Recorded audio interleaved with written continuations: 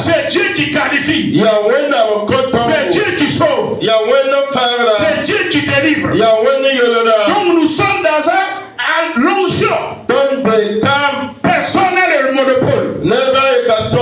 C'est Dieu. Et si c'est Dieu qui oint, quelle est ta relation avec Dieu? N'oubliez pas que celui qui oint son haricot, il a une attente sur son haricot. Celui qui met de l'huile dans son repas, il a une attente avec ce repas. Il veut que ça soit circulant. Il veut que ça soit mouvant. Il veut en profiter des vitamines qui étaient dedans. Donc il a une attente. Et celui qui t'a oint, quelle est l'attente qu'il a de toi? Et il dit dans Marc chapitre 12, le verset 30, Jésus dit dans l'attente de celui qui te oint, c'est que tu l'aimes de tout ton cœur, de toute ta force et de toute ton âme. Donc celui qui te oint attend que toi tu t'attaches à lui. Aujourd'hui les hommes de Dieu prennent l'onction et laissent Dieu.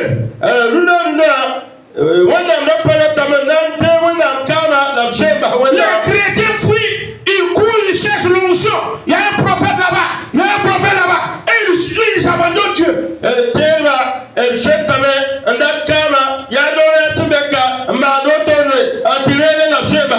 Tu peux avoir l'onction.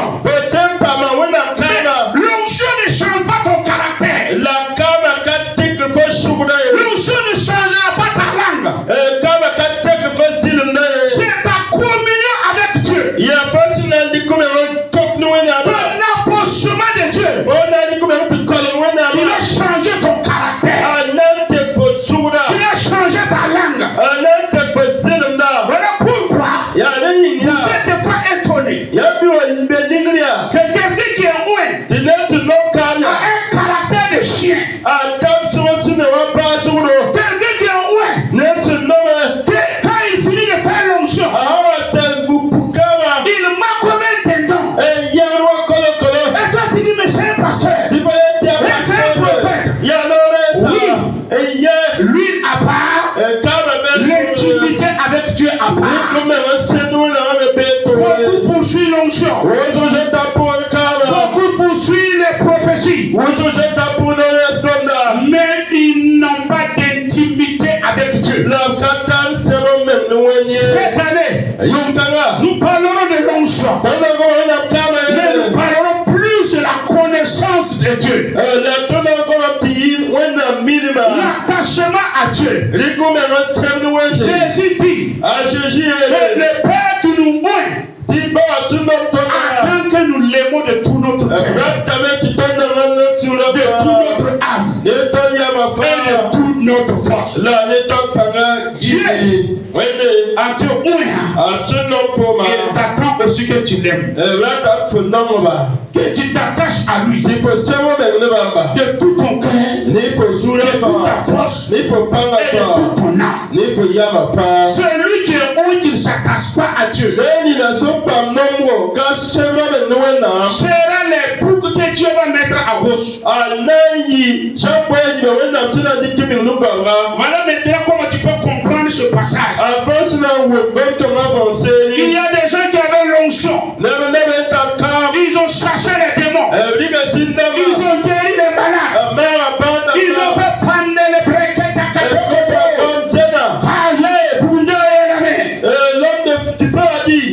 Quand ils sont arrivés, Jésus dit, je ne vous ai jamais connu. Pourquoi il ne connaît pas? Parce qu'ils n'avaient pas un caractère de Dieu. L'amour ne faisait pas partie de leur vie. Ils n'avaient pas pitié de la veuve et de l'orphelin. Ils utilisaient l'onction pour eux-mêmes.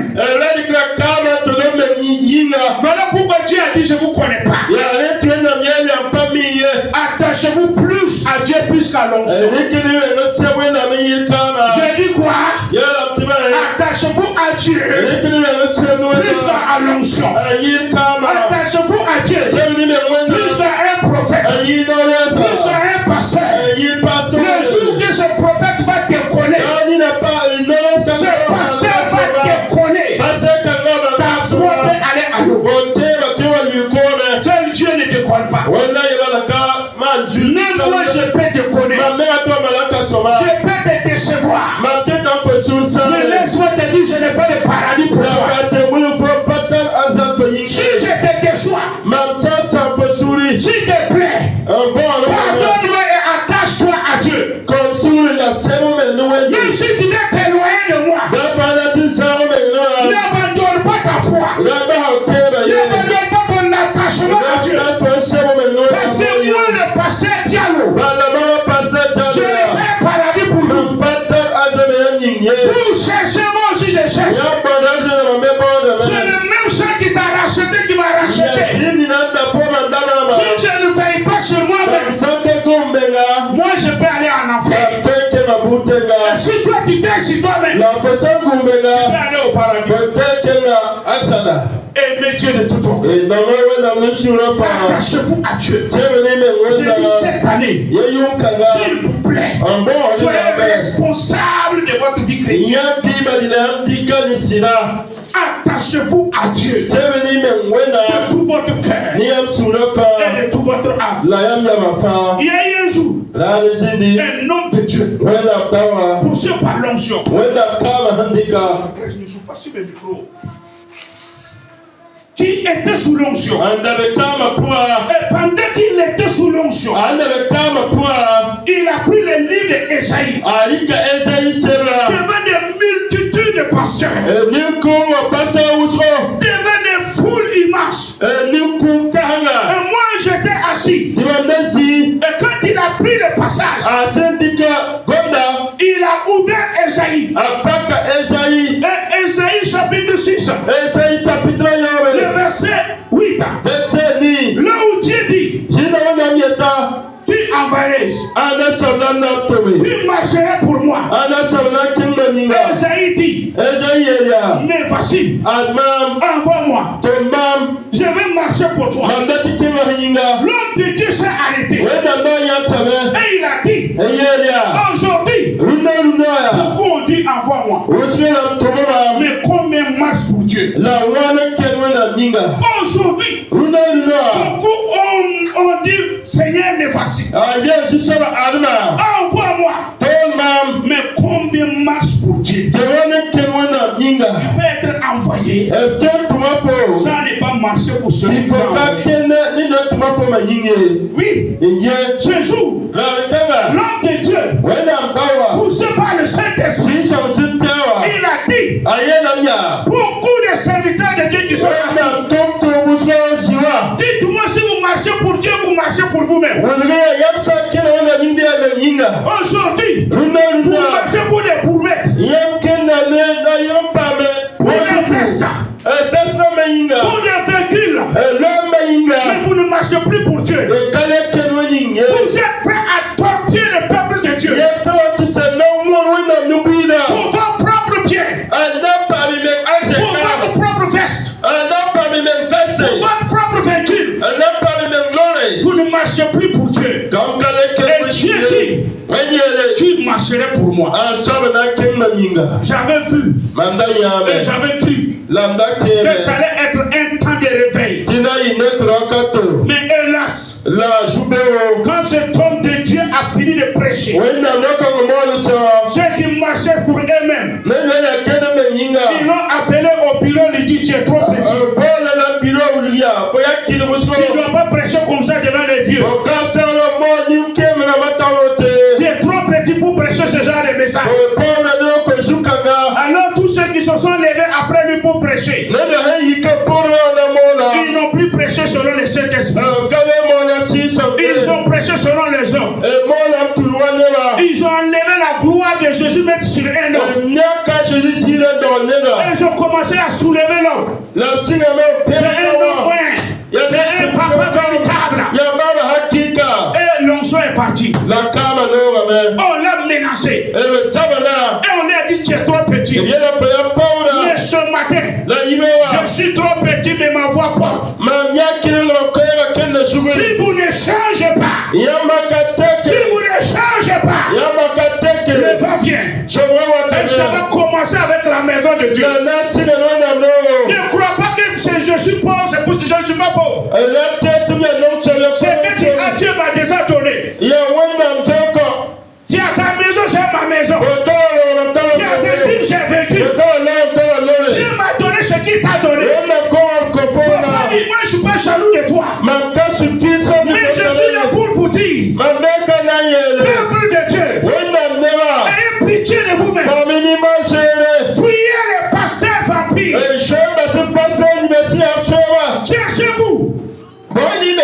Attachez-vous à Dieu. Jésus dit, vous aimerez l'éternel Dieu. Pas vous aimerez votre pasteur. Pas vous aimerez votre prophète. Pas vous aimerez votre dénomination. Il dit vous aimerez l'éternel votre Dieu. De tout votre cœur. De toute votre âme. Et de toute votre force. Ma question. Toi, homme de Dieu, femme de Dieu, chrétien, Dieu nous interpelle de revoir notre vie. Réveillez notre appel. Réveillez notre marche. La première question. Marches-tu pour Dieu ou pour toi-même? J'ai dit. La première question de cette année. Marches-tu pour Dieu ou pour toi-même? Marches-tu pour Dieu ou pour un homme? Il y a des gens, ils marchent pour eux-mêmes. Apprenez le nom de Dieu comme un parfait. J'ai dit quoi? Ils marchent pour eux-mêmes. Et le nom de Dieu est comme un parfait. Il met le nom de Dieu autour de tout ce qu'ils font. Mais si tu pars fouiller, c'est pour lui-même. C'est pas pour Dieu. Chrétien, tu marches pour Dieu, mais tu marches pour toi-même.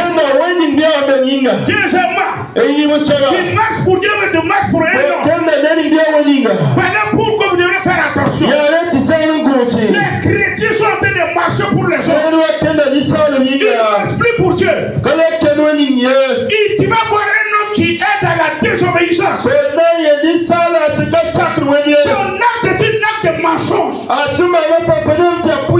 Mais vous le défendez.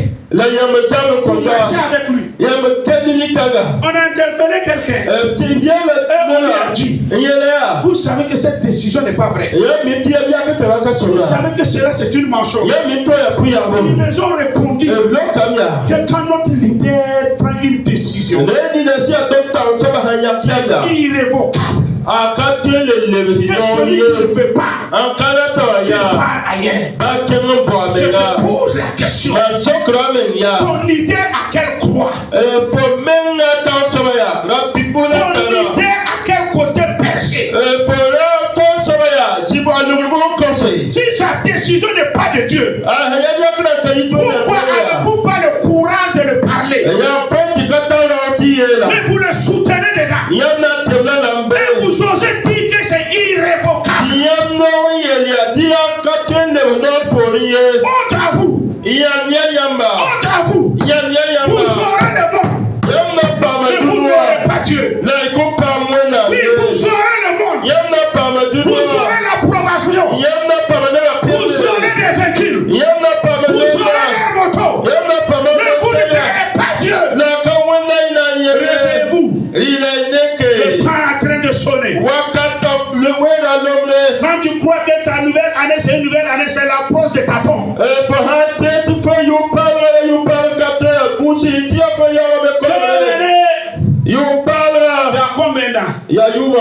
Un plus. C'est ta vieillesse qui vient. C'est ta tombe qui vient. C'est ton retour de de Jésus qui vient. Il faut qu'on se parle. Est-ce que tu marches pour Dieu? Ou tu marches pour un homme? Dans cette église, si vous marchez pour moi, vous serez tous en enfer. Marchez pour Dieu. Attachez-vous à Dieu. Dans cette église, méprisez quelqu'un. Rachetez par le sang de Jésus. Et tout qui n'est pas de votre dénomination, mon ami, je te préviens, il faut changer. Changer. Changer. Nous sommes une partie du corps de Christ qui se réunit. Et votre pasteur ne connaît pas tout, il n'a pas tout et il n'a pas toute l'onction.